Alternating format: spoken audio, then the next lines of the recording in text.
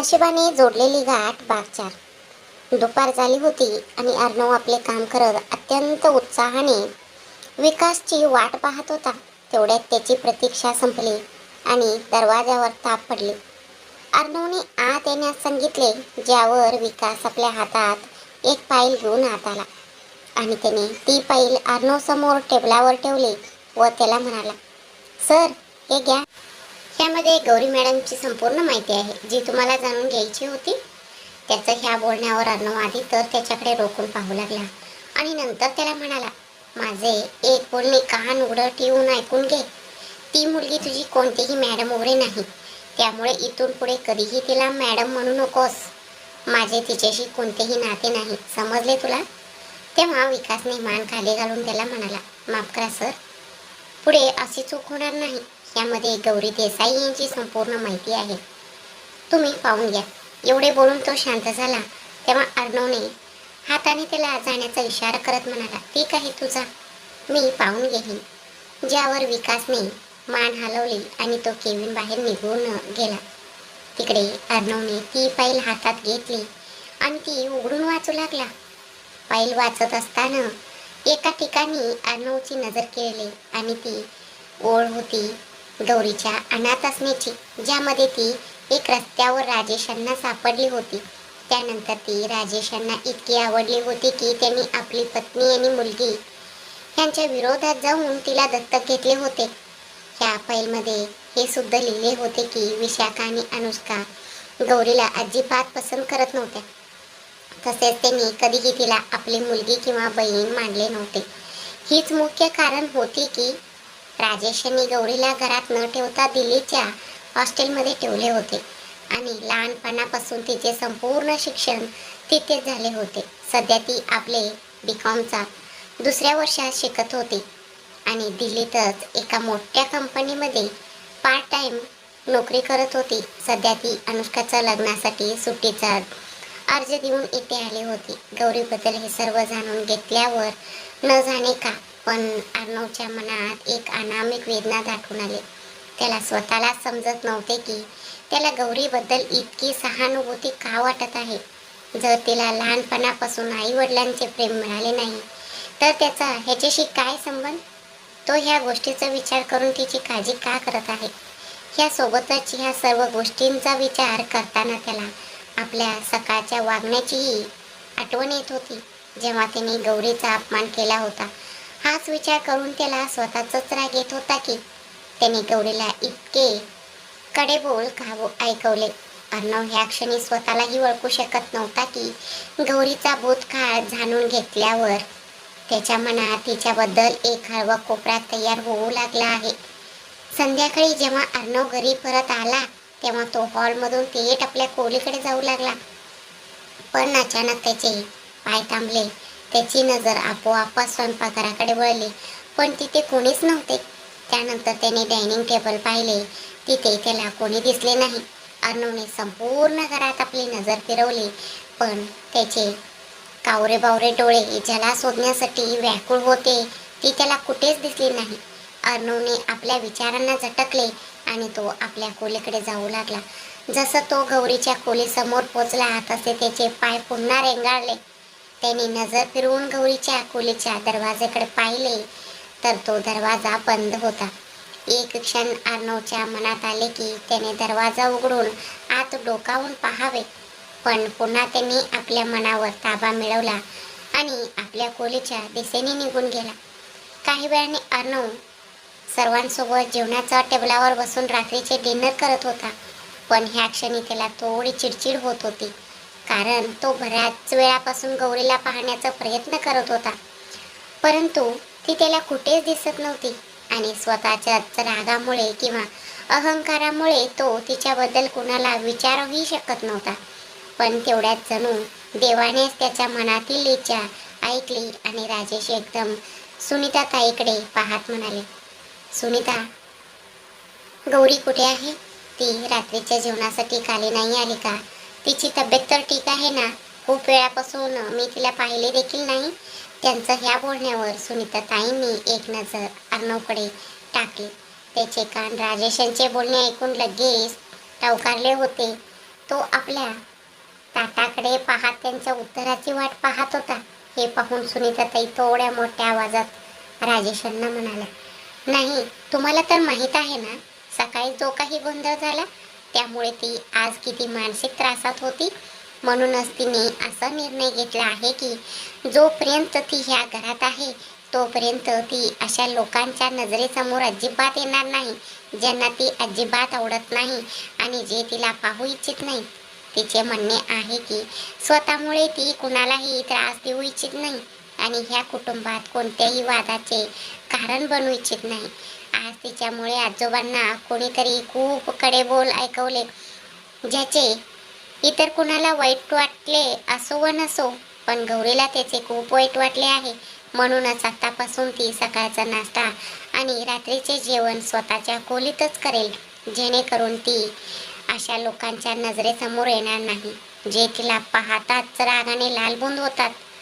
त्यांच्या ह्या बोलण्याचा अर्थ अर्णवला खूप चांगल्या प्रकारे समजला होता की सुनीताताई इनडायरेक्टली त्याला टोमण्या मारत आहेत. पण ह्या क्षणी त्याला सुनीताताईंच्या बोलण्याचा राग येत नव्हता. उलट स्वतःचाच राग येत होता की त्याने त्यावेळी गौरीशी इतके रुक्ष वर्तन का केले की आता ती त्याच्या समोरही येऊ इच्छित नाही. मग काय आता गौरी खरंच त्याच्या समोर कधीच येणार नाही? पण काय फरक पडतो ती समोर येवो वा ना येवो? त्याला तर आधी हेच हवे होते ना की गौरीने कोणत्याही परिस्थितीत त्याच्यापासून दूर राहावे. मग आता जेव्हा हे घडत आहे तेव्हा त्याला इतके विचित्र का वाटत आहे? जणू आतून त्याचे काहीतरी त्याच्यापासून दूर चालले आहे, ज्यामुळे तो स्वतःमध्ये एक अनामिक वेदना आणि विचित्र अस्वस्थता अनुभवत होता. असा विचार करत अर्णवने आपले कपाळ धरले आणि तो आपले डोके चोळू लागला. तिकडे राजे सुद्धा सुनीताताईंच्या बोलण्याचा अर्थ समजून शांत झाले. सर्वांनी आपले जेवण खाल्ले आणि आपापल्या खोलीत निघून गेले. दुसऱ्या दिवशी सकाळी अर्णव पुन्हा तयार होऊन ऑफिससाठी निघू लागला. तेव्हा पुन्हा एकदा त्याला गौरी खाली कुटुंबातील इतर सदस्यांमध्ये कुठेच दिसली नाही. त्याने गौरीच्या खोलीकडे पाहिले तर तिच्या खोलीचा दरवाजाही बंद होता. हे पाहून आता अर्णवला स्वतःमध्येच घुसमट झाल्यासारखे वाटू लागले. पण मग तो आपल्या विचारांना झटकून ऑफिससाठी निघू लागला. तेवढ्या सुनीताताईंनी त्याला थांबवत म्हटले, थांब अर्णव, नाश्ता न करता कुठे चाललास? नाश्ता करून जा. तसंही आता तीही इथे नाही आहे, जिच्यामुळे तुला इथे आमच्यासोबत बसताना चिडचिड व्हायची. मग आता काय अडचण आहे? न करता चाललास? त्यांच्या ह्या बोलण्यावर अर्णवच्या मोठी घट्ट आवळल्या गेल्या आणि तो त्यांच्याकडे न पाहताच म्हणाला, मला भूक नाही आई, तुम्ही लोक जेवून घ्या, मी ऑफिसमध्येच काहीतरी खाईन. आणि दुसरी गोष्ट, मी कुणालाही खोलीत बंद राहण्यासाठी सांगितले नाहीये, फक्त स्वतःपासून दूर राहण्यास सांगितले आहे.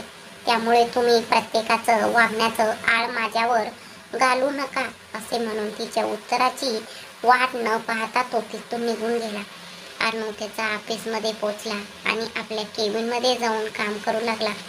पण ह्या क्षणी तो प्रचंड रागात होता. इतक्या रागात की जर ह्यावेळी त्याच्यासमोर कोणी आले असते तर त्यांनी नक्कीच कोणाचे तरी डोके फोडले असते. अशाच प्रकारे काही दिवस निघून गेले. ह्या काही दिवसात गौरी आजी आणि घरातील इतर सदस्यांसोबत खूप छान मिळून मिसळून होती. आता ती सर्वांशी अगदी मनापासून आणि मोकळे मनाने बोलू लागले होते. कुटुंबातील इतर लोकही तिच्याशी खूप चांगले वागत होते आणि तिच्यावर भरभरून प्रेम करत होते. परंतु ह्या दिवसात गौरी यांनी अर्णवमध्ये ना कोणते बोलणे झाले होते ना कोणतेही वाद. त्या दोघांच्या एकमेकांशी जास्त आमनासामनाही झाला नव्हता. त्या दिवशी झालेल्या वादानंतर गौरीने स्वतःच्या शब्दाखातर जमेल तितके अर्णवच्या समोर येणे टाळले होते.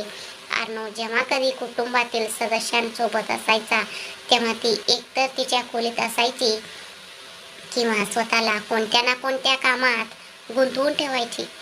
रात्रीच्या जेवणाचा वेळही ती स्वयंपाकघरात किंवा स्वतःच्या खोलीतच राहायची. सकाळीही ती कधी त्याच्या डोळ्यासमोर आली नव्हती. दुसरीकडे म्हणतात ना की आपण ज्या गोष्टीपासून जितके दूर पळण्याचा प्रयत्न करतो, आपले मन तितकेच तिच्याकडे जास्त ओढले जाते. अगदी असेच काहीसे अर्णवच्या बाबतीत घडत होते.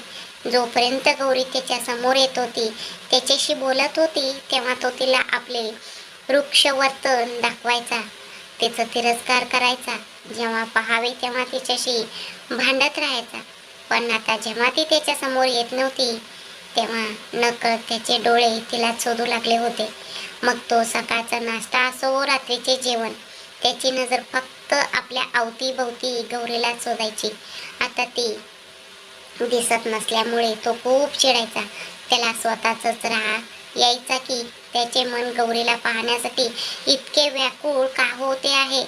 खरे तर तिच्यापासून दूर राहण्याचा निर्णय त्याचा स्वतःचा होता आणि त्यानेच तर गौरीकडून शब्द घेतला होता की ती त्याच्या समोर येणार नाही.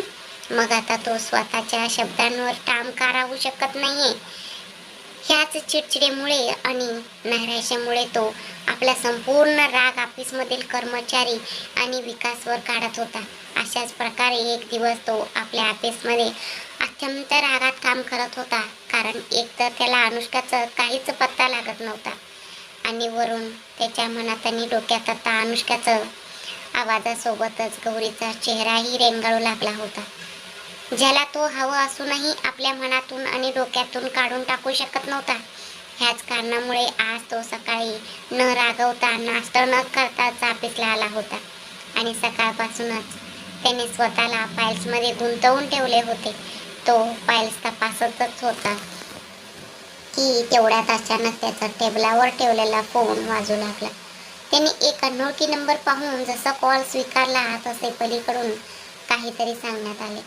ते ऐकून अर्णव एकदम अस्वस्थ झाला आणि त्याचे संपूर्ण काम विकासवर सोपवून घाईघाईत ऑफिसमधून बाहेर पडला. काही वेळाने त्याची गाडी हॉस्पिटल समोर थांबली आणि तो ड्रायव्हरला कार पार्किंगमध्ये लावण्यास सांगून लगबगीने हॉस्पिटलच्या आत पळाला आणि रिसेप्शनिस्ट जवळ पोहोचून आपली भीती लपवत तिला म्हणाला, आजोबांना कोणत्या बाजूला आणि कोणत्या रूममध्ये नेले आहे सांगू शकाल का? त्यावर रिसेप्शनिस्ट जवळ असलेल्या कम्प्युटरमध्ये तपासू लागले. त्यानंतर अर्णवला म्हणाले, सर, इथून डाव्या बाजूला ICUमध्ये आजोबा ॲडमिट आहेत. तिचे एवढे बोलणे ऐकताच अर्णव तातडीने ICUच्या दिशेने गेला. त्याने तिथे असलेल्या काचेमधून आत पाहिले तर आत त्याच्या आजोबांवर उपचार सुरू होते. त्यामुळे तो तिथेच कॅरिडॉरमध्ये चिंतेने इकडे तिकडे फेऱ्या मारू लागला. थोड्या वेळाने एक नर्स आतून बाहेर आली आणि इकडे तिकडे पाहू लागले. तेव्हा अर्णव तिच्या जवळ आला आणि व्याकुळतेने तिला म्हणाला, माझे आजोबा कसे आहेत? त्यावर ती नर्स त्याच्याकडे पाहून म्हणाले, हे बघा, सध्या त्यांच्यावर उपचार सुरू आहेत, त्यामुळे आम्ही आताच त्यांची प्रकृती कशी आहे हे सांगू शकत नाही. सध्या तुम्ही ती औषधे आणून द्या, डॉक्टरनी मागवली आहे. त्यावर अर्णव आश्चर्यात पडला आणि तिला म्हणाला, औषध? पण मी तर आत्ताच आलो आहे. तुम्ही कोणती औषध आणि कोणाकडे मागवली आहे? तो औषधांबद्दल बोलत होता. तेवढ्यात मागून गौरी धावत आली आणि पॅकेट त्याच्यासमोर करत म्हणाली, हे घ्या, तुम्ही सांगितलेली सर्व औषधे. त्यावर अर्णवने मागे वळून तिच्याकडे पाहिले. ती नर्स औषधे घेऊन घाईघाईने पुन्हा आत निघून गेली. तेव्हा गौरी तिथेच भिंतीला टेकून उभी राहिली. तेवढ्यात मागून खुशी आली आणि तिची नजर जशी अर्णववर पडली तशी ती धावतेच्या जवळ आली आणि त्याला घट्ट मिठी मारून रडू लागली. ती रडत रडत म्हणाली, दादा, ते आजोबा, त्यांना काही होणार तर नाही ना? मला खूप भीती वाटत आहे. तेव्हा अर्णवने तिचे डोके थोपटत तिला शांत केले आणि म्हणाला, काही होणार नाही गं बाळा आजोबांना. तू आधी शांत हो आणि मला सांग, नक्की काय झाले आहे आजोबांना आणि घरातील बाकीचे लोक कुठे आहेत? त्यावर खुशी केशापासून बाजूला झाली आणि आपले अश्रू पुसत म्हणाले, मला माहीत नाही दादा, मी तर माझ्या खोलीत होते. तेवढ्यात मला काहीतरी जोरात पडल्याचं आवाज आला आणि मी खोली बाहेर आले तर पाहिले आजोबा पायऱ्यांजवळ बेशुद्ध पडले होते आणि वहिनी त्यांना बाणावर आणण्याचा प्रयत्न करत होते. त्यावेळी घरात कोणीच नव्हते. आई आजीला घेऊन त्यांच्या फिजिओथेरपिस्टकडे गेली आहे आणि बाबा काकांसोबत एका मीटिंगसाठी गेले आहेत. म्हणून वहिनी यांनी मी आजोबांना इथे घेऊन आलो. ती एवढेच बोलू शकली. तेवढ्यात आयसीयूचा दरवाजा उघडला आणि डॉक्टर बाहेर आले. अर्णव तातडीने त्यांच्या जवळ गेला. तेव्हा डॉक्टर त्याला म्हणाले, चांगले झाले की तुम्ही लोकांनी त्यांना अगदी योग्य वेळी इथे आणले, नाहीतर त्यांचा जीवही जाऊ शकला असता. त्यांना हार्ट अटॅक आला होता आणि सोबतच त्यांचा ब्लड प्रेशर देखील खूप वाढला होता. कदाचित ते गेल्या काही दिवसांपासून कोणत्या तरी गोष्टीवरून खूप मानसिक तणावाखाली होते. आम्ही त्यांच्यावर उपचार केले आहेत. सध्या तरी मिस्टर शिंगानिया ठीक आहे.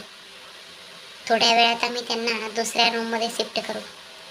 पण एक गोष्ट तुम्ही सर्वांनी लक्षात ठेवली पाहिजे, जर ते अशाच प्रकारे सतत विचार करत राहिले आणि त्यांनी स्वतःच्या तब्येतीची काळजी घेतली नाही तर लवकरच त्यांना पुन्हा हार्ट अटॅक येण्याची शक्यता आहे. आणि त्यावेळी आम्ही काहीच करू शकणार नाही, कारण ह्या वयात त्यांच्यासाठी इतकी काळजी करणे योग्य नाही. म्हणूनच जितके शक्य होईल तितके त्यांना आनंदी ठेवण्याचा प्रयत्न करा आणि पुढे जाऊन ते कोणत्याही गोष्टीचे टेन्शन घेणार नाहीत याकडे लक्ष द्या. एवढे बोलून डॉक्टर तिथून निघून गेले. तिकडे अर्णव टेन्शनमध्ये आपले कपाळ धरून तिथेच असलेल्या खुर्चीवर बसला. कुठेतरी त्याला हे समजत होते की त्याच्या आजोबांच्या ह्या अवस्थेला तो स्वतः जबाबदार आहे, कारण गौरीला घरात आणण्यापासून अर्णव त्यांच्यावर खूप चिडला होता. म्हणूनच बऱ्याच वेळा त्याने आजोबांशी मोठ्या आवाजात संवाद साधला होता. सोबतच त्यांनी सांगूनही ह्या नात्याला आणखी एक संधी न देणे, ह्याच कारणामुळे आजोबा काही दिवसापासून खूप जास्त चिंतेत होते, ज्यामुळे आज त्यांची ही अवस्था झाली. तेवढ्या सुनीता ताईसोबत सुरेखाजी, रामा आणि पायल सुद्धा तिथे आल्या, ज्यांना खुशीने फोन करून सर्व काही सांगितले होते. सुरेखाजी अर्णवजवळ आल्या आणि व्याकुळ होऊन म्हणाल्या, अर्णव काय झालं रे तुझ्या आजोबांना? ते ठीक तर आहेत ना? तेव्हा खुशी त्यांच्याजवळ आली आणि त्यांना शांत करत म्हणाले, शांत व्हा आजी, आजोबा आता पूर्ण ठीक आहेत. त्यांना हार्ट अटॅक आला होता. तिच्या ह्या बोलण्यावर सर्वजण प्रचंड हादरले आणि चिंतेत पडले. तेवढ्यात खुशी पुढे गौरीकडे पाहत म्हणाले, पण आज जर वहिनी नसती तर देव जाणे काय झाले असते. तिनेच त्यांना तातडीने इथे हॉस्पिटलमध्ये आणले आणि त्यानंतर 4 किलोमीटर दूर पळत जाऊन त्यांच्यासाठी औषधे घेऊन आले. नाहीतर आजोबांसाठी लागणारी औषधे ह्या हॉस्पिटलमध्ये मिळतही नव्हती. तिचे हे बोलणे ऐकून सर्वांसोबतच अर्णव देखील गौरीकडे पाहू लागला, जी त्या सर्वांपासून थोडी दूर उभी राहून त्यांचे बोलणे ऐकत होती. तेवढ्यात सुरेखा आजी चालत गौरीपाशी आल्या आणि रडत रडत तिच्या पाया पडू लागल्या. तेव्हा गौरीने लगेच आजीचे खांदे धरले आणि त्यांना म्हणाले, आजी, हे तुम्ही काय करत आहात? तुम्ही माझ्यापेक्षा मोठे आहात, प्लीज असे करू नका. त्यावर आजी प्रेमाने तिचा गाल स्पर्श करत म्हणाल्या, मी तर फक्त तुझे आभार मानत होते बाळा. आज तू माझ्यासाठी जे काही केले आहेस त्याचे उपकार मी आयुष्यभर विसरू शकणार नाही. एका बाईसाठी तिचा नवरा काय असतो हे तुला अजून नाही माहीत. अशा परिस्थितीत माझे सर्वस्व वाचवले आहेस. काहीही तुझ्यावरून ओवाळून टाकले तरी ते कमीच पडेल. तेव्हा गौरीने प्रेमाने त्यांचा हात आपल्या डोक्यावर ठेवत त्यांना म्हटले, मग आजी, तुमचे हे हात माझ्या पायांवर नाही तर माझ्या डोक्यावर ठेवा आणि मला तुमचे आशीर्वाद द्या, जेणेकरून भविष्यात कोणत्याही संकटात तो माझी ढाल बनेल. कारण मोठ्यांचा आशीर्वाद नेहमीच मुलांसाठी त्यांचे सुरक्षा कवच बनवून त्यांचे रक्षण करतो आणि ह्या क्षणी मला तुमच्या आशीर्वादाची खूप गरज आहे. एवढे बोलून तिने ओल्या डोळ्यांनी वाकून त्यांच्या पायांना स्पर्श केला आणि नमस्कार केला. त्यावर आजीने प्रेमाने तिच्या डोक्यावरून हात फिरवत म्हटले, नेहमी खुशी राहा आणि अशीच तुझ्या ह्या हसण्याने सर्वांच्या आयुष्यात आनंद भरत राहा. आज मला आजोबांच्या निर्णयाचा खूप अभिमान वाटत आहे, जे आपल्या सर्वांच्या विरोधात जाऊन तुला आपली सून बनवून आमच्या घरात घेऊन आले. जर त्यावेळी त्यांनी हा निर्णय घेतला नसता तर आज आपल्याला समजलेच नसते की आपण तुझ्यासारख्या एक स्वच्छ मनाच्या मुलीला गमावून बसलो असतो. जिचे मन सोन्यासारखे शुद्ध आहे आणि जिच्या मनात सर्वांबद्दल फक्त प्रेम आहे.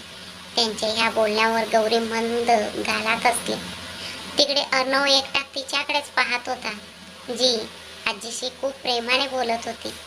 आज तिच्यामुळेच त्याच्या आजोबांचे प्राण वाचले होते, ज्यासाठी तो मनातून तिच्या खूप कृतज्ञ होता. इतकेच नाही तर आज आपल्या आजीला गौरीचे कौतुक करताना पाहून त्याला अजिबात चिडचिड जाणवत नव्हती. उलट मनातून खूप चांगले वाटत होते. तेवढ्यात गौरीने हसत आजी आणि सुनीता ताईकडे पाहिले आणि म्हणाले, बर, तुम्ही लोक इथे बऱ्याच वेळापासून आला आहात, तर तुम्ही सगळे बसा. मी तुमच्यासाठी चहा घेऊन येते. तोपर्यंत आजोबांना सुद्धा येईल. मग तुम्ही त्यांना भेटून घ्या. तिच्या ह्या बोलण्यावर आजींनी हसत होकारार्थी मान हलवली. मग सर्वजण तिथेच ठेवलेल्या खुर्च्यावर बसले. तिकडे गौरी सर्वांसाठी चहा आणायला निघू लागली.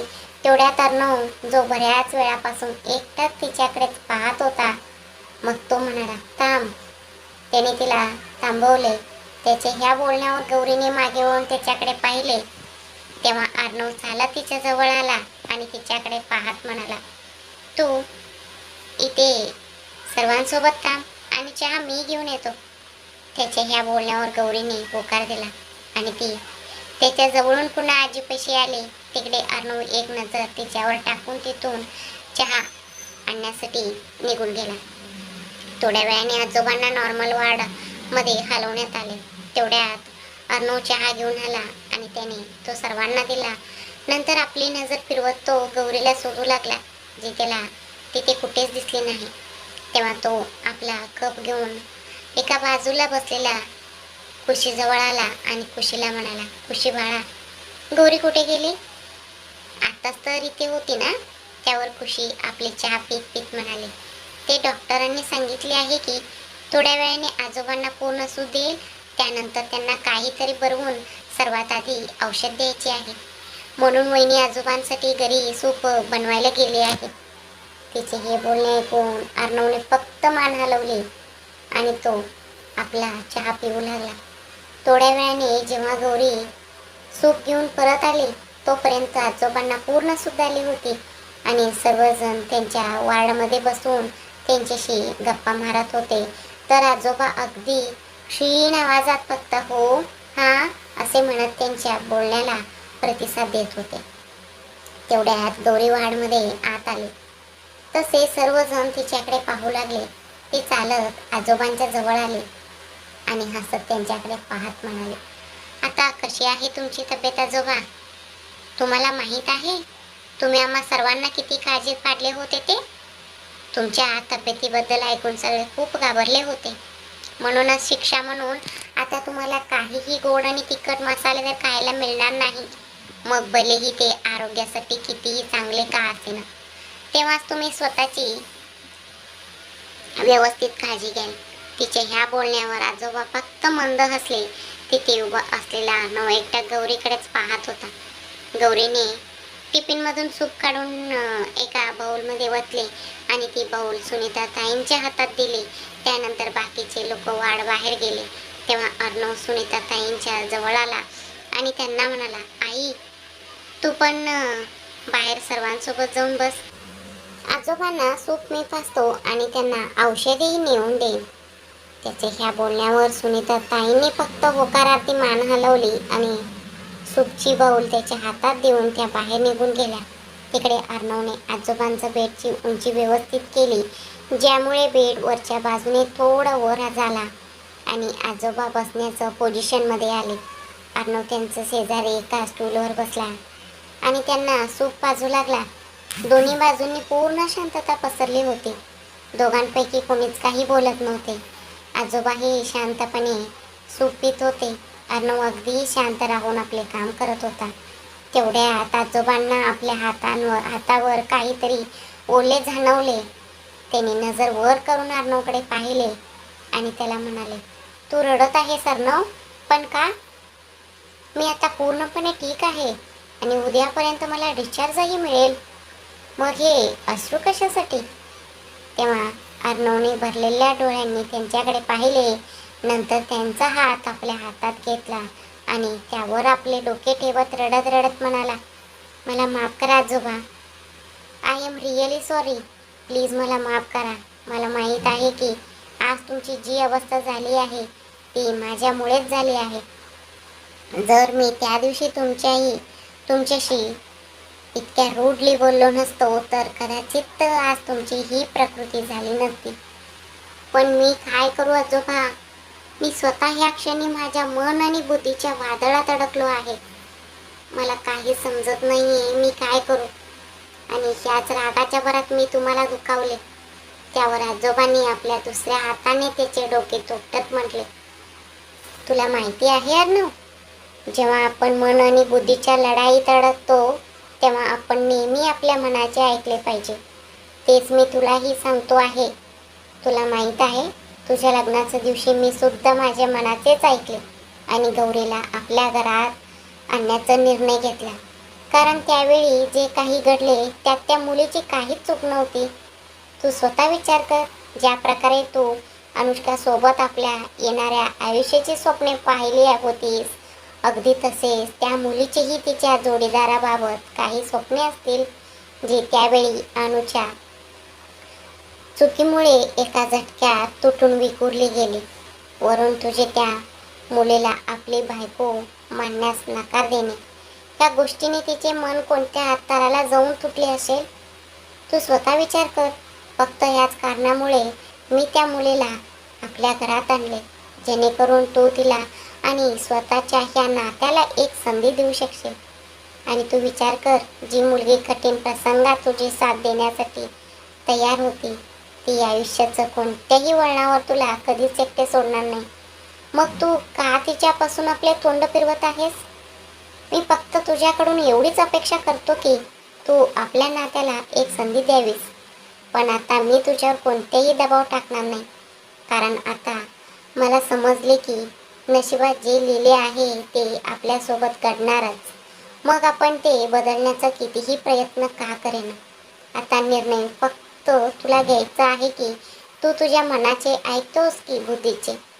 त्यांच्या ह्या बोलण्यावर अर्णवने फक्त शांतपणे होकारार्थी मान हलवले आणि त्यांना सूप पाजून औषधी दिल्यानंतर तो वाडच्या बाहेर आला. सुनीता त्याच्या जवळ येत म्हणाल्या, काय झालं, बाबा ठीक आहेत ना? त्यांच्या बोलण्यावर अर्णवने थोड्या अंतरावर उभी असलेल्या गौरीकडे एक नजर टाकली. मग होकारार्थी मान हलवत तो आईला म्हणाला, हो ते ठीक आहेत. मी त्यांना औषध देऊन झोपूनच आलोय, कारण औषधांचं असरामुळे त्यांना झोप येत होती. तेवढ्यात त्यांना भरतेशसोबत राकेश येताना दिसले. त्यांनी जवळ येत काळजीतून सुनीताबाईंना विचारले, काय झालं सुनीता, आजोबा ठीक आहेत ना? हार्ट अटॅक आला होता का? खुशीने सांगितलं आम्हाला.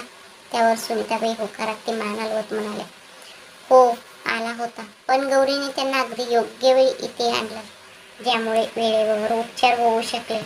आता ते अगदी ठीक आहेत आणि डॉक्टरांशी बोलणं झालं आहे. त्यांनी सांगितले की ते उद्यापर्यंत बाबांना डिस्चार्ज देतील. तेवढ्यात एक नर्स त्यांच्याजवळ आली आणि त्यांना म्हणाले, हे बघा, प्लीज इथे गर्दी करू नका, पेशंटला त्रास होऊ शकतो आणि विजिटिंग आवर्स सुद्धा संपत आले, त्यामुळे तुम्ही पेशंटला आता उद्या सकाळीच भेटू शकाल. तुमच्यापैकी फक्त 1 किंवा 2 जणच इथे थांबू शकतात. बाकी सगळ्यांना इथून जावं लागेल. म्हणूनच प्लीज आवाज न करता इथून शांततेत जा. तिच्या बोलण्यावर राकेश मान हलवत म्हणाले, हो सिस्टर, आम्ही इथून निघतच होतो. सॉरी जर काही त्रास झाला असेल तर. त्यावरती नर्स होकारार्थी मान हलवून तिथून निघून गेले. तिकडे राकेश सगळ्यांकडे पाहत म्हणाले, एक काम करा, आता तुम्ही सगळे घरी जा, मी ते बाबांजवळ थांबतो. त्यांच्या बोलण्यावर सुनीताबाई म्हणाल्या, नाही तुम्ही राहू द्या.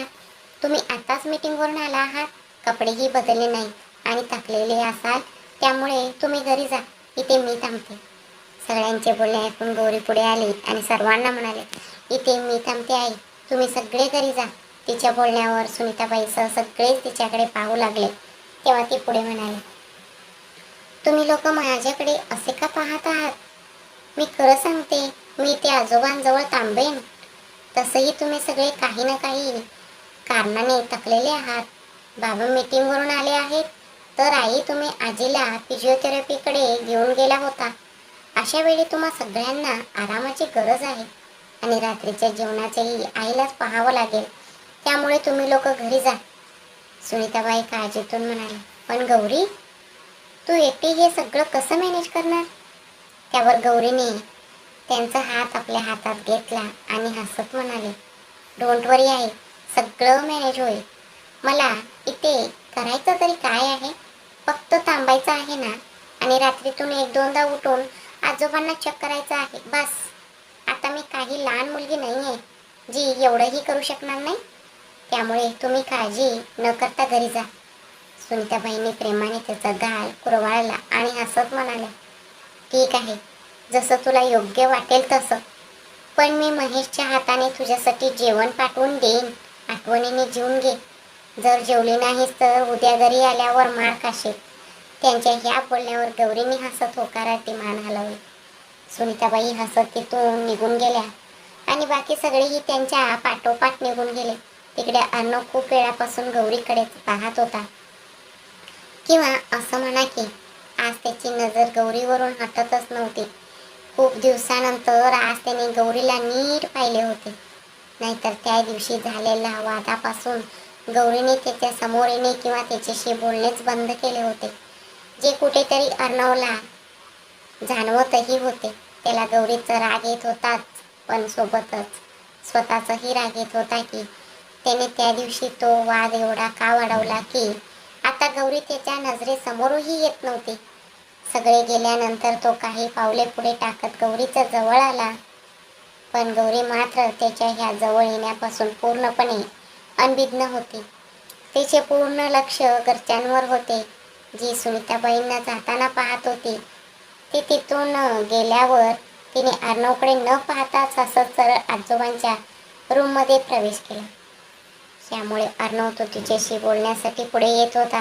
त्याचे पाऊल तिथेच थांबले.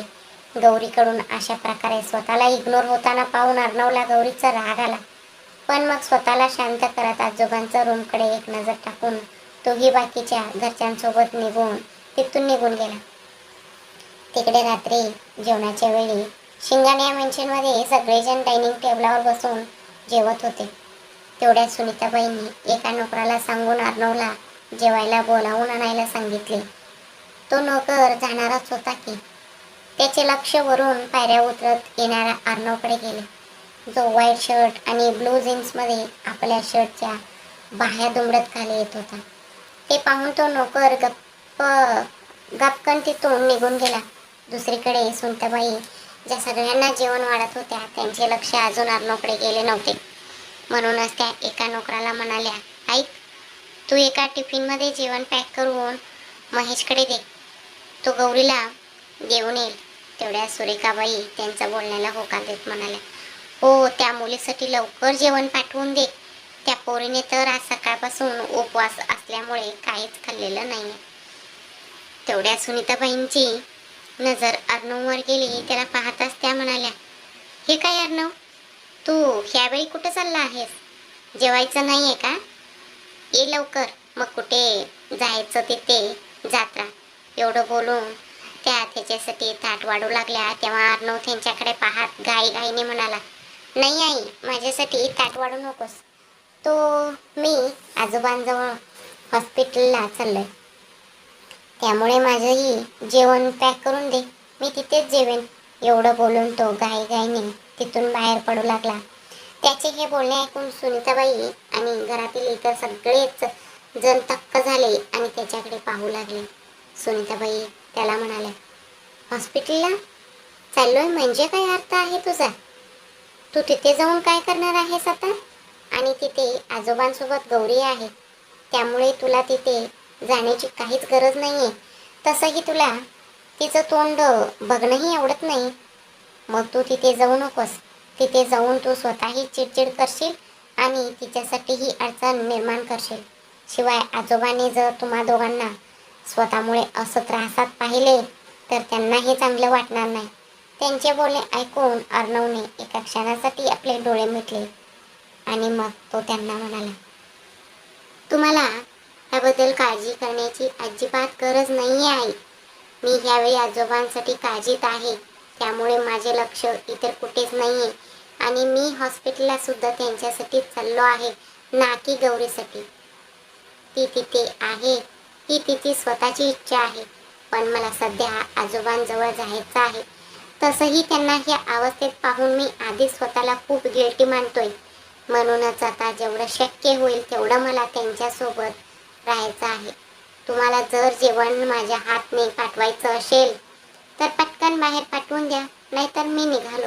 एवढं बोलून सुनताबाईंचं दुसऱ्यात काहीही न ऐकता तो घाईघाईने तिथून निघून गेला, जेणेकरून कोणी त्याला आणखी प्रश्न विचारू नये. दुसरीकडे त्याला अशा प्रकारे जाताना पाहून सुनीताबाई आश्चर्याने त्याच्याकडे पाहत राहिल्या. मग नकारार्थी मान हलवत त्या स्वतःशीच म्हणाल्या, हा मुलगा पण ना, ह्याचं कधी काही समजतच नाही. जर ह्याला तिथेच थांबायचं होतं तर मग आमच्या सोबत आलाच कशाला. एवढं बोलून त्या किचनमध्ये गेल्या आणि त्याच्यासाठीही जेवण पॅक करू लागल्या. मग त्याने महेशच्या हाताने तो टिफिन अर्णवकडे पाठवून दिला. तिकडे अर्णव आपली गाडी स्टार्ट करून हॉस्पिटलच्या दिशेने निघाला. पण अर्णव खरंच फक्त आजोबांसाठी चालला होता, की मनात कुठेतरी गौरीला एकटं न सोडण्याची ओढ होती? मग तुम्हाला काय वाटते?